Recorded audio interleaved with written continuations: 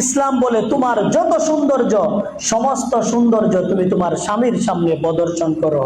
সৌন্দর্য হইতে নিষেধ নাই, তুমি যত সাজতে পারো সাজো, তবে সেটা তোমার স্বামীর জন্য, পরপুরুষের জন্য নয়। বড় আফসোসের বিষয়, সমাজে কিছু নির্লজ্জ, বেহায়া এবং একেবারে কাপুরুষ স্বামী আছে, বউদেরকে এইরকম বেহায়া মার্কা পোশাক পরায়া হুন্ডার দিয়া নিয়ে যায় আর রাস্তা গরম করে। আছে না নাই? এমন ভাবে যায় রাস্তা পুরা গরম হয়ে যায়। আল্লাহ বলে রাস্তা গরম করতেছো, কতক্ষণ পর দেখা যায় অ্যাক্সিডেন্ট হইয়া বউ শেষ, জামাইও শেষ। আল্লাহ দিছে গরম বানায়া। এটা তো দুনিয়ার গরম, পরকালে জাহান্নামের আগুনের গরম আছে না নাই? এই জন্য যুবক ভাইদেরকে বলবো, কখনো নিজের স্ত্রীকে, নিজের আত্মীয় স্বজনকে, আপনার কেমন রুচি, আপনার বউকে রাস্তার আশপাশের সবাই দেখবে, আপনি এতে আনন্দ পান। মানুষের ভিতরে ন্যূনতম রুচি থাকলে মানুষ এটা করে কিভাবে? আপনি হুন্ডার দিয়ে নিয়ে যাচ্ছেন, আবার ওই শব্দ করছেন আর দেখাইতেছেন যে সে আমার বউ, উলঙ্গ করে দেখাইতেছেন। এই জন্য নিজেদের মধ্যে রুচি সৃষ্টি করুন। কেউ যদি সুরুচির অধিকারী হয়, সে নিজের বউকে নিয়ে এই ধরনের কাজ করতে পারে না। আজকে সমাজে পরকীয়া কি জন্য? যেই নতুন পোশাক বউকে কিনে দিছে, বউ কিন্তু সেই পোশাক তার স্বামীর সামনে পরে না। গিয়া দেখবেন আমাদের মা বোনরা যত পুরাতন পোশাক আছে সব বাড়ির মধ্যে পরে। এই জামা ছিঁড়তে ছিঁড়তে শেষ, এটা একেবারে আপনার ক্ষয় হইতে হইতে পাতলা হয়ে গেছে। স্বামী সারাদিন ডিউটি করিয়া যখন বাসায় যায়, গিয়া দেখে বিবাহ করছিলাম পরি, এখন দেখি পেতনি। আছে না নাই? আছে না নাই? আছে সমাজের মধ্যে। স্বামীর সামনে তারা সাজবে না, আবার যখন বাহিরে বের হয় তখন তারা সাজে। তখন আরেক স্বামী, তার বউরও তো একই অবস্থা, সেও তো তার সামনে সাজে না। এখন বাহিরে বের হইয়া দেখে, আরে ঘরের ভিতরে দেখি পেতনি, বাহিরে দেখি সবই পরি। এখন পরির দিকে তার দৃষ্টি যায়, ঘরের ভিতরে যখন আসে পেতনি আর তার কাছে ভালো লাগে না। ইন্নাল হামদুলিল্লাহ, আলহামদুলিল্লাহ নাহমাদুহু ওয়া নাস্তাঈনুহু ওয়া নাস্তাগফিরুহু ওয়া নু'মিনু বিহি ওয়া নাতাওয়াক্কালু আলাইহি ওয়া নাউযু বিল্লাহি মিন শুরুরি আনফুসিনা ওয়া মিন সাইয়্যাতি আ'মালিনা। من يهد الله فلا مضل له ومن يضلله فلا هادي له ونشهد أن لا إله إلا الله وحده لا شريك له الذي لا ضد له ولا ند له ولا حد له ولا مثل له ولا مثال له ولا مثيل له ونشهد أن سيدنا وسندنا وسادتنا وحبيبنا وطبيبنا وطبيب قلوبنا ومولانا وأولانا محمدا عبده ورسوله صلى الله تعالى عليه وعلى آله وأصحابه وبارك وسلم تسليما كثيرا. أما بعد فقد قال الله تبارك وتعالى في كلامه المجيد وفي فرقانه الحميد. সকলে আমার সাথে বলুন, আউযু বিল্লাহি মিনাশ শাইতানির রাজীম, বিসমিল্লাহির রহমানির রহিম। ইয়া বানি আদম ক্বাদ আনজালনা আলাইকুম লিবাসান ইউয়ারি সাওআতিকুম ওয়া রিশা ওয়া লিবাসুত তাকওয়া যালিকা খায়র যালিকা মিন আয়াতিল্লাহি লাআল্লাহুম ইয়াযাক্কারুন। সাদাকাল্লাহুল আযীম ওয়া সাদাকা রাসূলুহুন নাবিয়্যুল কারীম ونحن على ذلك لمن الشاهدين والشاكرين والحمد لله رب العالمين. একবার দুরূদ শরীফ পড়ি, আল্লাহুম্মা সাল্লি আলা মুহাম্মাদ ওয়া আলা আলি মুহাম্মাদ কামা সাল্লাইতা আলা ইব্রাহিম ওয়া আলা আলি ইব্রাহিম ইন্নাকা হামিদুম মাজিদ. আল্লাহুম্মা বারিক আলা মুহাম্মাদ ওয়া আলা আলি মুহাম্মাদ কামা বারাকতা আলা ইব্রাহিম ওয়া আলা আলি ইব্রাহিম ইন্নাকা হামিদুম মাজিদ.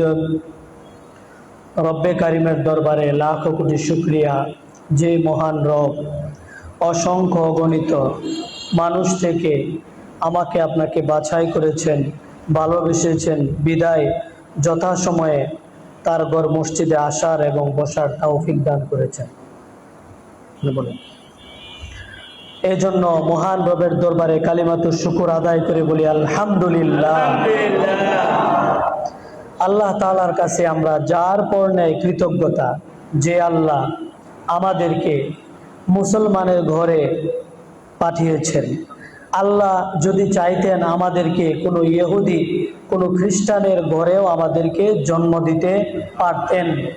আমরা কি কেউ আল্লাহর কাছে সুপারিশ করছি যে আল্লাহ আমাকে আপনি অমুক এলাকার অমুক মুসলমানের ঘরে জন্ম দেন? করছি? করি নাই।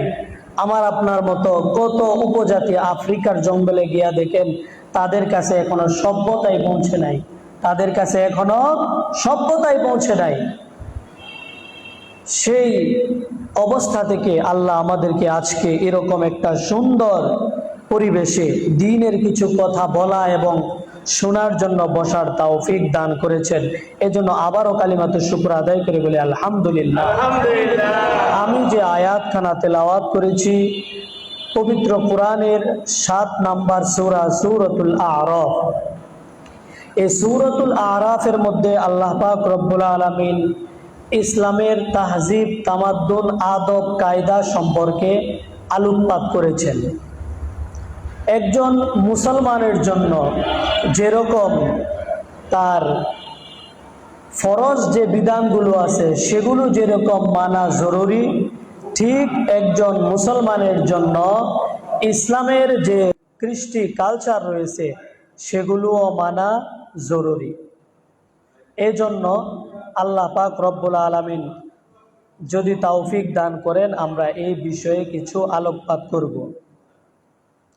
আল্লাহ পাক রব্বুল আলামিন আলোচ্য সূরার মধ্যে বলেন, ইয়া বানি আদম কদ আনজালনা আলাইকুম লিবাসা, হে আদম সন্তান, কদ আনজালনা আলাইকুম লিবাসা, আমি তোমাদের জন্য নাজিল করেছি লিবাসান, পোশাক। এই পোশাক কি জন্য আল্লাহ নাজিল করছেন?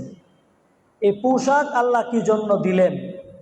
সেই পোশাক দেওয়ার 4টা মূলনীতি আল্লাহ এই আয়াতের মধ্যে বর্ণনা করেছেন। 1 নাম্বার মূলনীতি হলো ইওয়ারি সাওআতিকুম, পোশাক দিছি এই কারণে যেন তুমি তোমার লজ্জা স্থানকে ঢাকতে পারো।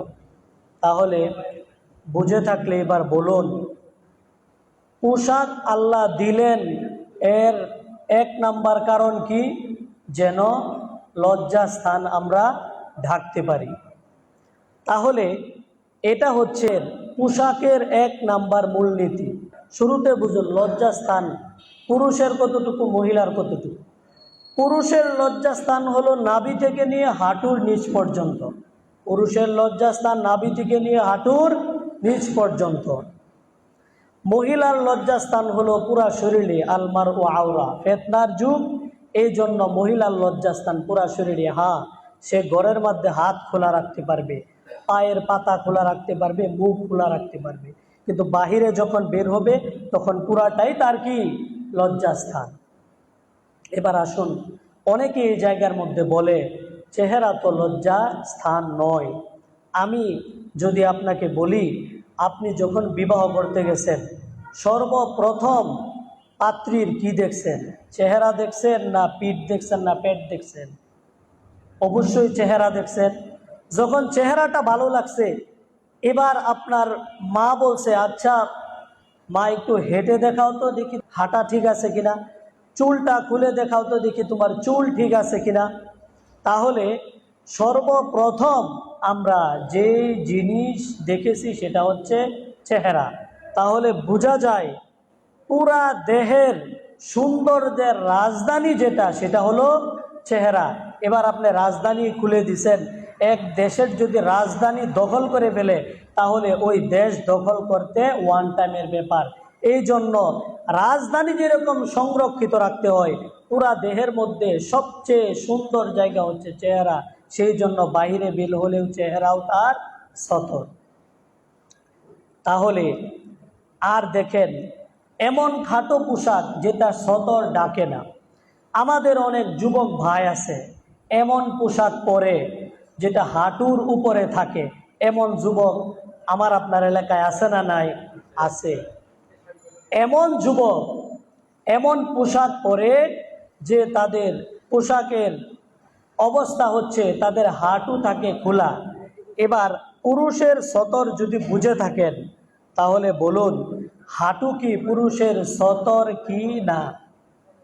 যদি হাঁটু পুরুষের সতর হয় তাহলে অন্য একজন পুরুষকে সেই হাঁটু দেখানো ফরজ তরক করা হলো কি না?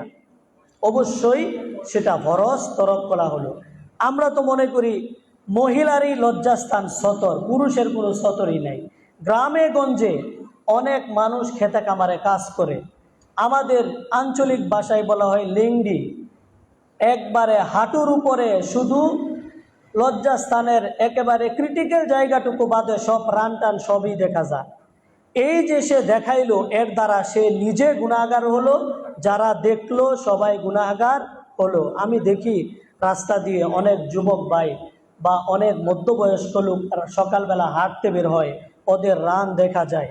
সুস্পষ্ট হাদিস, পুরুষের রান হচ্ছে সতর, কোনোভাবেই সেই সতর দেখানো যাবে না। এই জন্য আমাদের ঘরে আমরা যখন আমাদের ভাইদেরকে সন্তানদেরকে কাপড় কিনে দিব তখন দেখতে হবে সেটা হাঁটু ডাকে কি না। একটা আছে 3/4, সেটা হাঁটু ডাকে, এটা সমস্যা নাই। 3/4-এর আরেকটা যেটা হাফ প্যান্টই সেটাকে বলা হয় মনে হয়। এই যে হাফ প্যান্ট পরে রাস্তার মধ্যে হাঁটাহাঁটি করে, আমরা এখান থেকে প্রতিশ্রুতিবদ্ধ হই কমাস কম আমি আমার সন্তানকে হাফ প্যান্ট পইরা বাহিরে বের হতে দিব না। তাহলে এমন পোশাক যেটা সতর ডাকে, এই মূলনীতির বিপরীত হলো এমন খাটো পোশাক যেটা সতর ডাকে না, কিছু খোলা থাকে। দ্বিতীয় নাম্বার হলো এমন পাতলা পোশাক যেই পোশাক পরা আর না পরা বরাবর, আছে না নাই? এমন পাতলা পোশাক যেই পোশাক পরা আর না পরা বরাবর। আমার মা বোনরা এমন শাড়ি পরছে যে পেট পিঠ সব দেখা যায়, এমন শাড়ি আছে না নাই? তাহলে এটা এই ইসলামের যে প্রথম মূলনীতি সতর ডাকতে হবে, পোশাকের যে মূলনীতি এটার পরিপন্থী হলো। এমন পাতলা পোশাক হওয়া যাবে না। আরেকটা হলো এমন আঁটো পোশাক, যদিও সেটা সতর ডাকা কিন্তু ভিতরে কি আছে না আছে সব কিছু বোঝা যায়, এটাও এই প্রথম মূলনীতির পরিপন্থী। এই জন্য এখন কত কাপড় আছে, সুইস পায়জামা নামছে, এরপরে আরও কি অনেক কিছু নাম তো আর আমি জানি না। এই সমস্ত পোশাক কমাস কম আমরা এখানে যারা আছি আমরা প্রতিশ্রুতিবদ্ধ হই, আমার মেয়েকে আমি কখনো এই ধরনের পোশাক আমি কিনে দেব না। আমরা আজকে মনে করি যে যত বেশি নগ্ন সে তত বেশি ফ্যাশনার, যে যত বেশি নগ্ন, নগ্নতা কোনোদিন ফ্যাশন হতে পারে না। আগে ছিল 3 পিস, এরপর নামাইছে 2 পিস, এখন নামাইছে 1 পিস। আছে না নাই? আছে। আপনারা তো জান না, মা বোনদেরকে তো একা একা ছেড়ে দেন, জানবেন কিভাবে? আগে ছিল 3 পিস, এরপর 2 পিস হয়েছে, এখন 1 পিস। মহিলাদের কাপড় ছিল পায়ের গোড়ালির নিচ পর্যন্ত থাকবে আর পুরুষেরটা টাকনুর উপরে থাকবে। আজকে হয়ে গেছে উল্টা। একসাথে দেখবেন জামাই আর বউ তারা সকালবেলা হাঁটতেছে, একজন পরছে ফুল প্যান্ট আর বউ পরছে হাফ প্যান্ট। তাহলে যেটা পুরুষের ছিল সে রাখবে টাকনুর উপরে, এখন পুরুষ রাখে টাকনুর নিচে, মহিলার দরকার ছিল টাকনুর নিচে রাখো, সে রাখে টাকনুর উপরে। বলে কেয়ামতের আগে জামানার পরিবর্তন হয়ে যাবে, অবস্থা বিগড়ে যাবে, সব কিছুর পরিবর্তন হয়ে যাবে। এটা কেয়ামতের ভয়াবহ একটা আলামত। হাদিসের মধ্যে এসেছে, রাসূল সাল্লাল্লাহু আলাইহি সাল্লাম বলেছেন, সিনফানে মিন আহলিন নার লাম আরাহুমা কওমুম মাহুম সিয়াতুন কাআজনাবিল বাকর ইয়াদরিবুনান নাস। আল্লাহ রাসূল বলে, সিনফানে মিন আহলিন নার, আমার উম্মতের দুইটা সম্প্রদায় এমন থাকবে যারা জাহান্নামী হবে, নিশ্চিত যারা জাহান্নামী হবে। লাম আরাহুমা কওমুন, সেই সম্প্রদায়কে আমি এখনো দেখি নাই। এই সম্প্রদায় আমার মৃত্যুর আরো পরে এই সম্প্রদায়ের আগমন ঘটবে। এই দুই সম্প্রদায়ের এক সম্প্রদায় হলো তারা কওমুম মাহুম সিয়াতুন কাআজনাবিল বাকার, গরুর লেজের মতো তাদের কাছে চাবুক থাকবে, চাবুক। ইয়াদরিবুনান নাস, চাবুক দ্বারা তারা মানুষকে প্রহার করবে। ব্যাখ্যা হলো তাদের কাছে শাসনের লাঠি থাকবে, আর শাসন ক্ষমতা পেয়ে তারা মানুষের উপর শোষণ করবে। শাসন ক্ষমতা পেয়ে তারা মানুষের উপর শোষণ করবে। আজকে দেখবেন ক্ষমতা একটু পাইছে, লাঠি কাদের হাতে থাকে, এই লাঠির মাধ্যমে কারা আজকে অসহায় মানুষদেরকে শোষণ করে, এটা আপনারা ভালো করে জানেন। এটা ওয়াজ করে বোঝানোর প্রয়োজন নাই। রাসূল বলেছেন, মনে রাখা উম্মত, এরা নিশ্চিত জাহান্নাম। 2 নাম্বার হলো ওয়া নিসাউন কাসিয়াতুন আরিয়া, এমন মহিলা যে কাসিয়াতুন পোশাকদারি, আরিয়া আবার উলঙ্গ, পোশাকদারি উলঙ্গ। মুমিলাতুন মাইলা, সে নিজে মানুষের প্রতি আকৃষ্ট হবে, মানুষকে সে আকৃষ্ট করবে। বলতেছিলাম এমন পাতলা পোশাক যে পেটও দেখা যায়, পিঠও দেখা যায়, পিঠও দেখা যায়, পেটও দেখা যায়, কপালে লাগাইছে লাল টিপ, আছে না না? এরকম পোশাক আজকে আমাদের সমাজে পরকীয়া বেড়ে যাওয়ার 1 নাম্বার কারণ হলো আজকে আমাদের পোশাকের শালীনতা আমরা বজায় রাখতে পারি না। যত নতুন নতুন পোশাক আমরা পরি, যখন পোশাকটা কিনি তখনই আমরা নিয়ত করি এই পোশাকটা আমি আমার ছোট ভাইয়ের বিবাহের অনুষ্ঠানে পরবো, বলে কি বলে না? এই পোশাকটা আমি আমার অমুকের খতনা, সুন্নতে খতনা অনুষ্ঠানে পরবো, এই পোশাকটা আমি আমার অমুকের বৌভাত অনুষ্ঠানে পরবো। এই ধরনের আগেই পোশাক কেনার আগে কোন সময় সে এই পোশাক পরবে সেটা সে ঠিক করে রাখে আগে। অথচ ইসলাম বলে তোমার যত সৌন্দর্য, সমস্ত সৌন্দর্য তুমি তোমার স্বামীর সামনে প্রদর্শন করো। সৌন্দর্য হইতে নিষেধ নাই, তুমি যত সাজতে পারো সাজো, তবে সেটা তোমার স্বামীর জন্য, পরপুরুষের জন্য নয়। বড় আফসোসের বিষয়, সমাজে কিছু নির্লজ্জ, বেহায়া এবং একেবারে কাপুরুষ স্বামী আছে, বউদেরকে এইরকম বেহায়া মার্কা পোশাক পরায়া হুন্ডার দিয়া নিয়ে যায় আর রাস্তা গরম করে, আছে না নাই? এমন ভাবে যায় রাস্তা পুরা গরম হয়ে যায়। আল্লাহ বলে, রাস্তা গরম করতেছো, কতক্ষণ পর দেখা যায় অ্যাক্সিডেন্ট হইয়া বউ শেষ, জামাইও শেষ। আল্লাহ দিছে গরম বানায়া। এটা তো দুনিয়ার গরম, পরকালে জাহান্নামের আগুনের গরম আছে না নাই?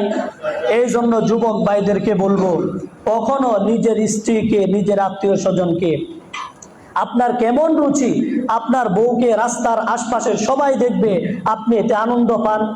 মানুষের ভিতরে ন্যূনতম রুচি থাকলে মানুষ এটা করে কিভাবে? আপনি হুন্ডার দিয়ে নিয়ে যাচ্ছেন, আবার ওই শব্দ করছেন আর দেখাইতেছেন যে সে আমার বউ, উলঙ্গ করে দেখাইতেছেন।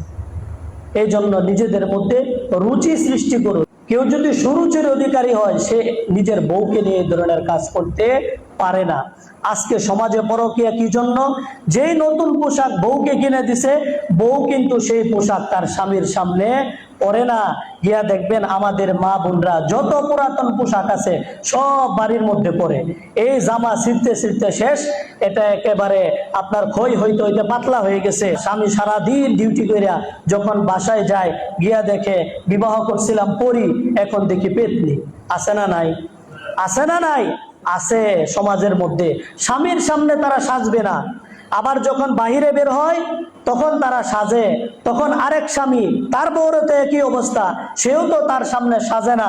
এখন বাহিরে বের হইয়া দেখে আরে ঘরের ভিতরে দেখি পেতনি, বাহিরে দেখি সবই পরি, এখন পরির দিকে তার দৃষ্টি যায়, ঘরের ভিতরে যখন আসে পেতনি আর তার কাছে ভালো লাগে না। এই জন্য আওয়াজ তো বাহিরে যায়। মা বোনদেরকে বলবো আপনি সাজেন, যত ইচ্ছা সাজেন, সেই সাজ স্বামীর জন্য হোক, সেই সাজ যেন পরপুরুষের জন্য না হয়। এজন্য রাসূল বলেছেন এমন কিছু মহিলা কাপড় পরিহিত থাকবে যাদেরকে কাপড় পরা না পরা বরাবর হবে। মুমিলাতুন, তারা মানুষের প্রতি আকৃষ্ট হবে। মা ইলাতুন, মানুষকে তারা আকৃষ্ট করবে। আমার আপনার অনেক মা বোন আছে, রাস্তায় যখন বের হয় সেন্ট লাগিয়ে বের হয়, এমন সেন্ট লাগায় রাস্তার চতুর্পাশ দিয়ে মানুষ বুঝতে পারে মনে হয় কোনো মহিলা রাস্তা দিয়ে যাচ্ছে। একটা মাসলা শুনেন, মহিলাদের, কোনো মহিলা যদি রাস্তায় সেন্ট লাগিয়ে বের হয়, যত পুরুষের নাকে সেন্টের ঘ্রাণ যাবে ততটা পুরুষের জিনার গুনাহ মহিলার আমল নামায় লেখা হবে। নাউজুবিল্লাহ বলবেন না? এই জন্য সেন্ট লাগাবে ঘরের ভিতরে, বাহিরে মহিলারা। এখন আমরা পর্দাকে মনে করি সেকেলে, এটাকে আমরা মনে করি সনাতন যুগের মানুষের চিন্তাধারা মনে করি। এই বিধর্মীরা আমাদের ভিতরে এমন একটা বীজ বপন করছে, মুসলমান নারীদেরকে তারা বুঝাইছে, ও মুসলমান নারী দেখো তোমারে চার দেয়ালের মধ্যে বন্দি করে রাখছে, দেখো তোমাকে বুরকা পরায় একেবারে সব কিছু তোমার ঢাইকা দিছে। ইসলাম বলে তোমার যদি প্রয়োজন হয় তোমার বাবা তোমার দেখাশোনা করবে তোমাকে বিবাহ দেওয়ার আগ পর্যন্ত। তোমাকে বিবাহ দেওয়ার পর এরপর তোমার স্বামী তোমাকে দেখাশোনা করবে তোমার মৃত্যুর আগ পর্যন্ত। তারপরও যদি তোমার স্বামী মারা যায়, তোমার বাবার কাছে যাও, বাবাও তোমাকে আশ্রয় না দেয়, তখন তুমি কর্ম করো, এতে কোনো সমস্যা নাই। তবে তুমি শরিয়া পর্দা মেনটেন করে তুমি গার্মেন্টসে যাও, সমস্যা নাই। যদিও তোমাকে এটা করার জন্য ইসলাম উদ্বুদ্ধ করে না, বরং অনুৎসাহিত করে। তুমি বিপদে পড়ে যদি চাকরি করতে হয় করো, সমস্যা নাই, তবে সেটা করতে হবে। আজকে পত্রিকা খুললেই দেখবেন শুধু পরকিয়া পরকিয়া আর বিচ্ছেদ। সারা দেশের মধ্যে আজ থেকে 50 বছর আগের রিপোর্ট দেখেন আর মোবাইল আগমনের পরের রিপোর্ট দেখেন, আকাশ পাতাল তফাৎ পাবেন ডিভোর্সের মধ্যে। আল্লাহ রাসূল বলেছেন লা ইয়াদখুলুনাল জান্নাহ, যে সমস্ত লোক শাসনের লাঠি পায়া মানুষের উপর অত্যাচার করে আর যে সমস্ত মহিলা বেহায়া বেলাল্লাপনা প্রদর্শন করে, তাদের ব্যাপারে বলা হয়েছে লা ইয়াদখুলুনাল জান্নাহ, এরা তো জান্নাতে যাবেই না। ওয়ালা ইয়াজিদনা রিহাহা, জান্নাতের ঘ্রাণও পাবে না। বলেন নাউজুবিল্লাহ, জান্নাতের ঘ্রাণও পাবে না। এমনকি রাসূল বলেন ওয়া ইন্না রিহাহা লাতুজাদু মিন মাসিরাতিন কাযা ওয়া কাযা, যদিও জান্নাতের ঘ্রাণ হাজার হাজার মাইল দূর থেকে শোনা যাবে, কিন্তু মহিলা এত দূরে থাকবে জান্নাত থেকে যে হাজার মাইল দূরের ঘ্রাণও সে শুনতে পাবে না। এই জন্য সাবধান, মা বোনদেরকে বলবো আপনারা প্রকাশ করা, যেই ব্যক্তি ভুল করে ভুল স্বীকার করে তার জন্য মাপ আছে। কিন্তু ভুলকে যদি কেউ ভুলই না মনে করে, তার জীবনে তওবাও নসিব হবে না, তার কোনো ক্ষমাও নাই। রাসূল এক হাদিসে বলেন কুল্লু উম্মতি মুআফান ইল্লাল মুজাহিরুন, সমস্ত উম্মত মাপ পাবে, তবে যারা প্রকাশ্য গুনাহ করত, প্রকাশ্য বেহায়াপনা আর নির্লজ্জতা প্রদর্শন করত, প্রকাশ্যে গুনাহ করে সে দম্ভ প্রকাশ করতো যে আমি গুনাহ করে। কেউ আজকে বলে না যে আমার স্বাধীনতা, আমি যা ইচ্ছা তা করব, আমার দেহ আমি যাকে ইচ্ছা তাকে দিব। এই ধরনের স্লোগান আমাদের সমাজে আছে না নাই? আছে। আল্লাহ রাসূল বলে এরা প্রকাশ্য গুনাহ করে, সবার ক্ষমা আছে কিন্তু এদের কোনো ক্ষমা নাই। আল্লাহ তাআলা আমাদের মা বোনদেরকে এই ধরনের নির্লজ্জতা থেকে হেফাজত করুন। অনেক ভাই বলে যে হুজুর পারি না সমাজের কারণে। এমন সমাজে আমরা থাকি, এই সমাজে পর্দা কইরা এরপরে গান বাজনা না কইরা পারা যায় না। বলে কি জন্য গান বাজান, মানুষের ডিস্টার্ব করতেছেন, গান বাজনা বাজায়। বলে হুজুর পারি না, সোসাইটির কারণে পারি না, সমাজটা এরকম হয়ে গেছে। আপনি চিন্তা করেন আপনার সোসাইটি কি আপনার কবরে যাবে? আপনার সমাজের লোক, আপনার ভাই, আপনার ভাতিজা, যাদের কারণে আপনি এই অনুষ্ঠান করলেন, তারা কি আপনার কবরে যাবে? বলে না, তারা আপনার কবরে যাবে না। আল্লাহ তাআলা বলেন মা লাকুম মিন দুনিল্লাহি মিন ওয়ালিয়্যিন ওয়ালা নাসির। কোরআনের মধ্যে আসছে, যেই বন্ধুদের কারণে তুমি তোমার স্ত্রীকে মানুষের সামনে প্রদর্শন করেছিলে, যেই সন্তানের কারণে তুমি সমাজের মধ্যে গান বাদ্যর বিস্তার করেছিলে, সেই সন্তান তোমার কোনো কাজে আসবে না, একমাত্র আল্লাহ ছাড়া পরকালে তোমার কোনো সহযোগী থাকবে না। কোরআনের এক আয়াতের মধ্যে আসছে, ফাত্তালা ফারাআহু ফি সাওয়াইল জাহিম। নেককার লোকেরা জান্নাতের মধ্যে যাবে, গিয়া বলবে, আরে আমার বন্ধু কোথায়? গ্রামের মধ্যে আমার উমুক বন্ধু ছিল, আমি উমুকের সাথে চলাফেরা করছি, আমার বন্ধু কোথায়? সে তার বন্ধুকে খুঁজবে, খুঁজতে খুঁজতে সে তার বন্ধুকে জাহান্নামে উঁকি দিয়ে দেখবে তার বন্ধু জাহান্নামের মধ্যে জ্বলতেছে। এবার তার বন্ধুর সাথে সাক্ষাৎ হবে, বন্ধুকে বলবে, বন্ধু কি অবস্থা, কি অবস্থা? তুমি তো আমার বন্ধু ছিলে দুনিয়ার মধ্যে, তুমি তো আমাকে উদ্বুদ্ধ করতে খারাপ কাজে, আমি তোমার কথা শুনি নাই, তুমি আমাকে বুঝিয়েছিলে যে এটাই হচ্ছে স্বাধীনতা, কিন্তু আমি তোমার স্বাধীনতার যে সংজ্ঞা, সেই সংজ্ঞা আমি নেই নাই, সেই সংজ্ঞা আমি গ্রহণ করি নাই, বরং আমার রাসূল যে স্বাধীনতা দিয়েছেন আমি সেটাকেই মেনেছি, তোমার মতো দুনিয়াদারির স্বাধীনতা আমি মানি নাই, বিদায় আজকে আল্লাহ আমাকে রক্ষা করছে। ওয়ালা তাল্লাহি ইন কিত্তা লাতুরদিন, যদি আমি তোমার কথা শুনতাম তাহলে আল্লাহর কসম আমিও তোমার সাথে জাহান্নামের মধ্যে থাকতাম। এই জন্য পোশাকের প্রথম মূলনীতি হচ্ছে পোশাক হতে হবে এমন যেটা সতর ডাকে। আরেকটা হচ্ছে ওয়ারিসা, পোশাক হবে এমন যেটা সৌন্দর্য বর্ধন করে, সৌন্দর্য বর্ধন করে। যুবক এমন পোশাক পরছে রানের এখান দিয়ে সিরা, বলে তোমার পোশাক সিরা কেন? বলে এটাই মডেল, এটাই মডেল। এমন রুচি মানুষের হতে পারে, টাকা দিয়া কেউ সেরা জামা কিনে, বর্তমান যুগের ছেলেদের এটা রুচি, আজ থেকে 10 বছর 20 বছর আগের মানুষের রুচিতে এটা ধরবে না, তাদের চিন্তাও এটা ধরবে না। এই জন্য যুবক ভাইদেরকে বলবো, রুচির যে দুর্ভিক্ষ আপনাদের নামছে, একটু চিন্তা করেন, নিজের মধ্যে সুরুচি আনায়নের চেষ্টা করেন। আল্লাহ বলেন, ইন্নাল্লাহ জামিল, আল্লাহ সুন্দর, ইউহিব্বুল জামাল, আল্লাহ সুন্দর পরিপাটি লোককে ভালোবাসেন, সুন্দর পরিপাটি লোককে আল্লাহ তাআলা ভালোবাসেন। এজন্য জামা পরবেন এমন জামা যেটার দ্বারা সুন্দর পরিপাটি থাকা যায়। এক শ্রেণীর লোক আছে দেখবেন কোটি টাকার মালিক, কিন্তু মসজিদে এমন একটা জামা পইরা আসে তার সাথে লোক নামাজে দাঁড়াইতে পারে না গ্রামের গন্ধে। মসজিদে এমন জামা পইরা আর এমন কাপড়ে সে চলাফেরা করে, মানুষ দেখে বলবে মনে হয় কোনো বাড়ির কেয়ারটেকার অথবা কোনো ঈদ খোলায় সে কাজ করে, অথবা কোনো মেথর বা কুলি হবে। এই ধরনের কোটিপতি সমাজে আছে। বলে না, রাসূলের কাছে এক সাহাবী আসলো, সাহাবীর কাপড় চোপড় এরকম ময়লাযুক্ত কাপড়, পুরাতন কাপড়। রাসূল জিজ্ঞেস করলেন, আলাকা মালুন, আরে সাহাবী তোমার কি ধন সম্পদ নাই? সাহাবী বলল, ক্বালা নাম, আমার আছে ধন সম্পদ তো আছে, মাশাআল্লাহ, আল্লাহ অনেক সম্পদ দিছে। রাসূল বললেন, মিন আইয়িল মাল, তোমার কি কি সম্পদ আছে? সে বলল, মিনাল ইবিল ওয়াল গনাম ওয়াল বাকার, আমার উট আছে, আমার বকরি আছে, আমার গরু আছে, ইত্যাদি ইত্যাদি অনেক সম্পদ আছে। রাসূল বললেন, ফাল ইউরা আসারা নি'মাতিল্লাহি ওয়া কারামাতি, তাহলে তোমার উচিত হলো আল্লাহ তোমাকে যেই নিয়ামত দিয়েছেন এই নিয়ামতের বহির প্রকাশ ঘটানো, এই নিয়ামতের বহির প্রকাশ ঘটানো। এই জন্য অনেক লোক দেখবেন একটা টুপি কিনতে পারে না, টুপি পরে মসজিদে আসে নামাজটা পড়তে। আছে না এরকম লোক? তার বাসায় সব কিছু আছে, 8টা 10টা করে পোশাক, কিন্তু আপনি 8টা 10টা টুপি কিনা রাখেন, একটা মসজিদে রাইখা আসছেন, আর একটা যেন বাড়িতে থাকে, বলে হুজুর টুপিটা হারায় গেছে, টুপিটা হারায় গেছে।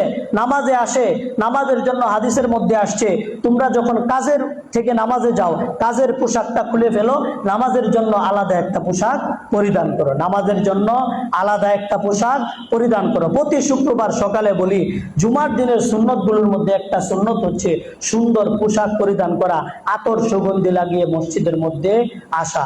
আল্লাহ তাআলা আমাদেরকে সৌন্দর্য আনায়নের তৌফিক দান করুক। 3 নম্বর যে মূলনীতি, সেটা হলো ইহুদি খ্রিস্টানদের পোশাক পরিধান থেকে বিরত থাকা। ইহুদি খ্রিস্টানদের পোশাক পরিধান থেকে বিরত থাকা। যদি কেউ ইহুদি এবং খ্রিস্টানদের কোনো পোশাক পরে, যেমন ধরেন হিন্দুদের পৈতা সে পড়লো, আর হিন্দুদের প্রতি ভক্তি এবং শ্রদ্ধা রেখে সে যদি হিন্দুদের পৈতা পরিধান করে, এটা তার জন্য হারাম হবে। ক্রুশযুক্ত লকেট তার গলার মধ্যে লাগাইলো, সাথে সাথে সে খ্রিস্টানদের প্রতি শ্রদ্ধা প্রদর্শন করে ক্রুশযুক্ত লকেট সে গলার মধ্যে লাগাইলো, বলে এটা তাদের প্রতি। হাদিসের মধ্যে আসছে মান তাশাব্বাহা বিকওমিন ফাহুয়া মিনহুম, যেই ব্যক্তি যার সাদৃশ্যতা অবলম্বন করবে পরকালে তার হাসর নাসর তার সাথেই হবে। আরেক হাদিসের মধ্যে আসছে আল মারউ মা মান আহাব্বা, ও যুবক ভাই তোমার পছন্দ হয় মেসিকে, এই জন্য কাটিং মারছো মেসির মতো, বলে নেইমার আমার খুব পছন্দ এই জন্য সামনে দিয়া চুল রাখছি সাদা, মানুষে দেখলে 10 বছর আগে যদি তোমাকে দেখতো মানুষ বলতো আরে ছেলেটা অল্প বয়সে বুড়া হয়ে গেছে, বলে বুড়া হয় না, এটা মডেল হয়ে গেছে, এটা মডেল হয়ে গেছে, এটা মডেল হয়ে গেছে। এই জন্য তোমার আদর্শ যদি হয় মেসি, মেসির অবস্থা পরকালে যা হবে তোমার অবস্থা তাই হবে। আর তোমার আদর্শ যদি হয় নবী মুহাম্মদুর রাসূলুল্লাহ সাল্লাল্লাহু আলাইহি